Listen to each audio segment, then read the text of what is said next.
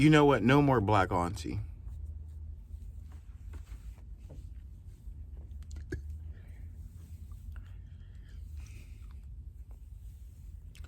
Ta-da. Hello. Welcome back. Welcome back. Welcome back.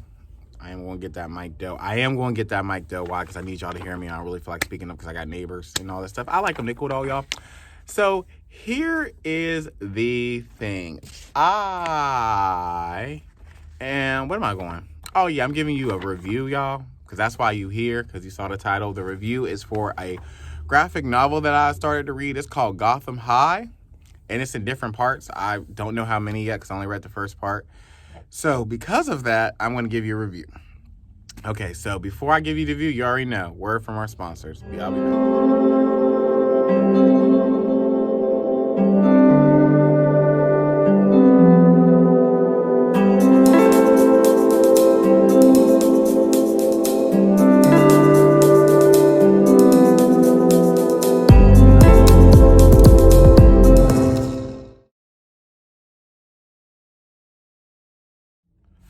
Welcome back, everybody. So, as you know, it's going to be Gotham High. So, Gotham High is actually like a Batman-themed, like, story. It's basically like all the people from Batman. Like, Batman, the Joker, Batgirl, the Joker, Batgirl, Poison Ivy, you know, all that. They're actually all in high school together. And it shows you something different. Now, we do have Batman. Now, Batman's Bruce Wayne, but Bruce Wayne's actually Asian American in this. And he's also joined by Catwoman, which is Selina Kyle, and then the Joker, which is John Napier.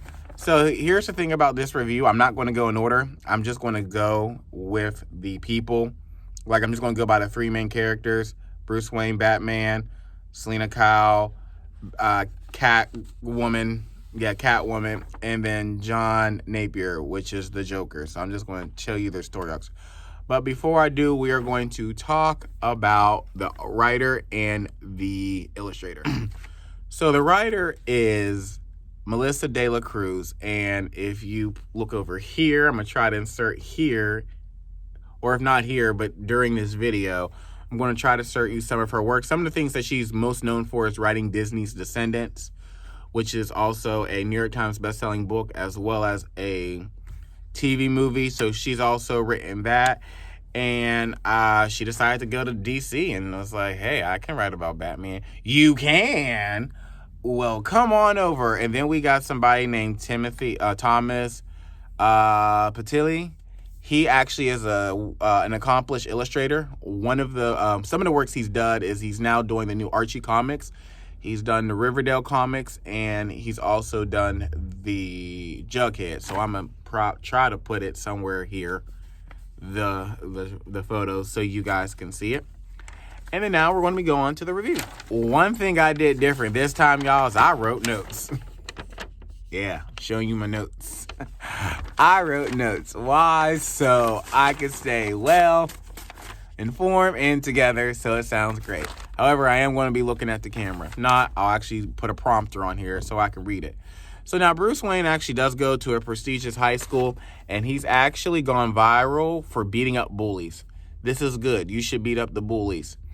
Then his uncle Alfred comes all the way from Hong Kong, because remember, it's the Asian American part, in order to actually fight, in order to actually figure out his life. When his sister died, he couldn't face Bruce because Bruce actually looks a lot like his mother. So he sent him off to, sorry y'all, people try to call me while I'm doing a review. Don't call me. Leave me alone. He actually sent Bruce off because he reminded him too much of his sister. And we find out that it's actually his family's income that actually helped fund Wayne Enterprises, because she was actually a rich woman in Hong Kong who she married. Like, he wasn't like poor or like middle class. He was like rich too, but he wasn't like the billionaire, you know, Mr. Wayne. And so Bruce blames himself because his family actually was like, it's not different. It's after, in this universe, they actually came home and they met the burglars at their home. So Bruce went on and hid while his family was pretty much dying. So it still haunts him to this day. So at the end of everything, Bruce actually now attends Gotham High, and he actually is not receiving the adequate education that he's supposed to. He has to retake classes that he already did, but he ends up meeting Selina Kyle, who actually has him join the photo club.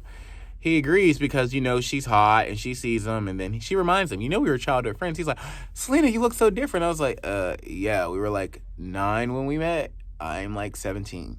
We're grown now. He then goes to a party and plays cards. He ends up actually winning, and, people actually like him. He then orders up fancy food. He, later on, y'all, he ends up ordering fancy food, which is like this one dish. I've eaten it before too, but when you're dealing with inner city people, they're not ever going to get exposed to wild salmon and quinoa and all that stuff. They're not going to know what that is. So he ordered it for them, and they actually liked it. And then so, as Bruce is trying to be nice so he can make friends, he let this one guy borrow his really expensive coat. He was like, yeah, you can put it on. And then this guy starts walking around with it. He actually didn't walk away. He was walking around him. He's like, hey, can I give it back? I got to go home. What happened was he ended up getting shot by a poisonous dart and getting knocked out. The guy ended up getting kidnapped. In the video, ended up getting erased. Ooh, that struggle. He wakes up to a hospital with his uncle, who abandoned him when he was younger, right by his side. He explained that the kids found him unconscious and that he believes that he's like, you probably like your mama. Your mama had a lot of seizures too. Ooh, God rest her soul. So we got to get you tested. He's like, anybody had no seizure, just got shot by a poisonous dart. Like, who is out here shooting people with poisonous darts? Like, what year is this that we are really out here shooting people with poisonous darts? Like, y'all, we ain't got nothing else better to do. Like, poisonous darts? Really? The poisonous darts? Okay.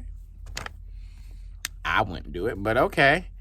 And then he actually is just in there. He's trying to leave. His uncle was like, are you on drugs? Which actually isn't uncommon, especially at that day and age, or even now. A lot of rich kids, a lot of kids in general now are openly on drugs. And so it was actually a good question for him to ask. Like, Bruce, you out there, He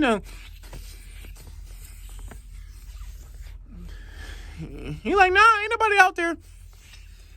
But I do need to know what's in this ingredient, because this stuff is deadly. This ends him going on this wild goose chase around the city to meet random people to see, where can I get these ingredients? What is this drug and all that? And he ends up meeting Ivy, who we can later concur is Poison Ivy. Now we have Selina Kyle. Now, Selina Kyle actually is the omnipotent narrator throughout this whole entire thing. We discover that later on in the story. We actually don't really know that at the very beginning, but we finally get introduced to her later because we find out that she's Bruce's neighbor. So at that moment, we find out that she's the one that knows all the stuff that happens. And you kind of have to beg the question, how do you know some of it? Because some of these things that she knows is like, how? Because you literally have to be there to know, like, what was he thinking? The fact that he could speak Chinese, all that. So we pick up with her where she receives a book from her friend Jack, and she greatly appreciates it. God, I can't talk. What's interesting is that we also learned that her father has Alzheimer's and that her mother died in a car accident and her father was driving. Her grandmother, who has a lot of money, made sure that he got no money when he died. So now Selina and her father are out here suffering, all because her grandmother's being spiteful. You would think that, it's the granddaughter, so, I want to take care of my grandbaby, but nah, because you dislike the dad, that means I got to get taking it out. Like, you got to take your frustration out on me. It's so sad. She actually wants to sell the house to help put her father in a home so he could get taken care of for the rest of his life. But the house don't go into her name until she's 21, because that's how the will sets it up. So now she's stuck between a rock and a hard place. We later move forward and see that she states that, oh wait, y'all, sorry, it was tilted. That everyone in the school worships the rich and beautiful, and that she is technically one of them. Although they don't know that she's broke. She just still lives there, but she's broke, and she eventually will get booted out. She then meets up with Bruce, and then, of course, I said she invites her to the photography club, and they realize that they know each other, and she invites them to a card, blah, blah, blah. She invites them to a card game. That was hard to say, y'all. Card game. See, sometimes I be stumbling over my words all the time. You should see me in class with my students. I got the nerve to be a whole English teacher, and I stumble. I'll say, I'm like, ugh. I'll say, blah, blah, blah. What I said, class, was today we are going to do this. And they're like, you okay, Mr. Farr? I'm like, I'm fine. But once going back to the story, y'all, rant. Going back to the story, she's then invited to a card game, and she ends up beating everyone there. As she stated before, she will be able to find a source for her money, but that comes in the form of trying to kidnap Bruce. However, she ends up kidnapping the wrong person. His name is Harvey Dent. And Harvey Dent, the reason we figure this out is her is because she goes up to the room, breaks into the security office, and deletes all the footage. The things that people would do when they get desperate for money. She then receives a book from Jack and takes him to the wrong side of town. She comes home and shows her dad a photo of her and her mom. Her dad thinks that the photo of her mom is her because they look so much alike. She enjoys taking care of her dad, which we can all relate to. Of course, y'all, nobody wants to be, everybody wants to take care of their parents, y'all, some way, shape, form, or fashion, especially when they truly can't take care of themselves.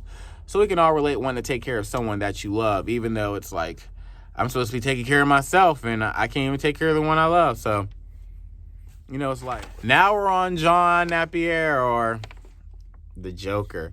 The Joker is friends with both Selina, and then he comes with Bruce later. We see him rummaging around the trash cans in order to find $10, and he finds money, so he eventually buys a book. He skateboards actually down to meet his friends, but then gets splashed on the water by Bruce's limo.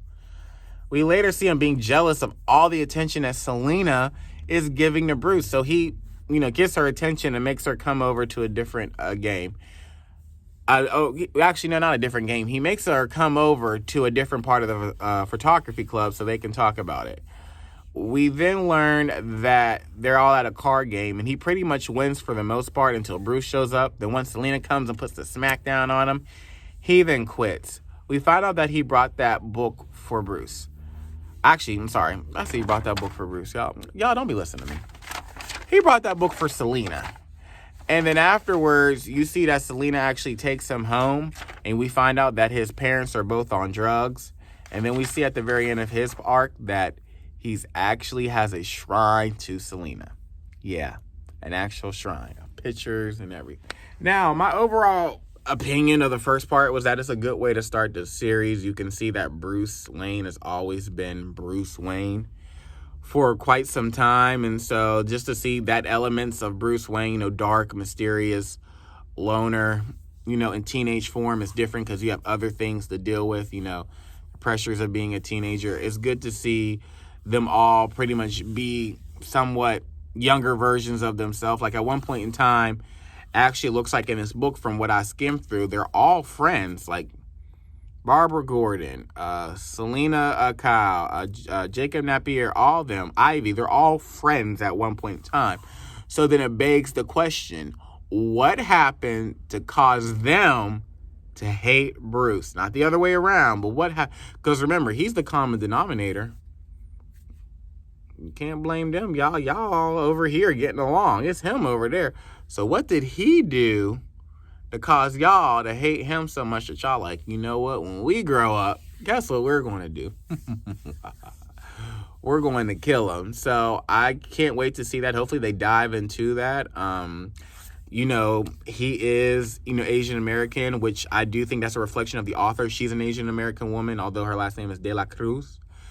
O De La Cruz es de España. If you're from Spain, it would be De La Cruz. Or Guinea Equatorial is De La Cruz. But the rest of the world is De La Cruz.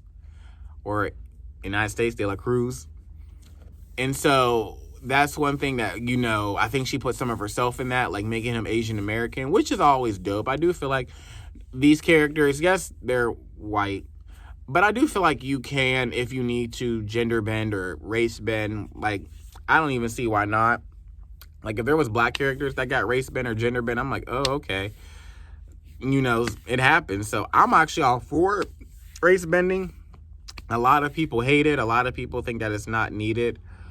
A lot of these people think a lot of things, but I honestly have no issues with people race bending or gender bending or doing all that stuff, because sometimes it could work for the best. There's actually actors that have stated that they've gotten roles that were originally meant for another race, but because they were so good or their name was ambiguous, they were able to audition and they would actually change the roles for that person. So I'm all for gender bending and race bending and all that stuff in both ways, y'all. I feel like, once upon a time, if the character, because there's a lot of characters that started off black that ended up white. So I have no problem with characters starting off white and ending up black, or starting off European and being Asian, or, from African to Europe, Europe to Asia, Asia to Africa, and then Asian to and African to like American. And by American, I mean like the Native Americans. And so and then Americans to Australians. And by Australians, I mean like the Aborigines. So I have no problem with it. I feel like it'll be a good book. I can't wait for part 2. So like, comment, subscribe, share the video. Ciao. Okay, so last night I was in my entrepreneurship group, and I made the mistake of, when the teacher at the time, her name is Tiffany, she said something that was funny. So I was like, not nice. I was like, oh, I'm dead. When I tell you, y'all, she snatched me up so fast and said, "Who's Uncle Josh? Do I need to delete Uncle Josh? Do I need to delete and block you? Who are you?" So so when I tell you, my nieces at that group came through. Like, we know who Uncle Josh is. He's a comic book writer. He's real. We love him. He always show us love. They came through. They showed up and showed out for me. So shout out to all my nieces in KEU. Shout out to the ones that had my back. Now, for the ones that didn't have my back. Oh my gosh. Let me see. How am I going to address this? For the ones that didn't have my back and didn't want me blocked, y'all wonder why y'all have all these kids with no man or no husband. Y'all have all of these kids with no man or no husband. Y'all wonder why y'all single and up in KU. Yeah. I just looked at that. I said, these women probably ain't got because a lot of them don't. They got a ton of kids, but no man or no husband with them. They ain't never had a husband. They never had a boyfriend. They never had a man. But for some reason got a lot of kids.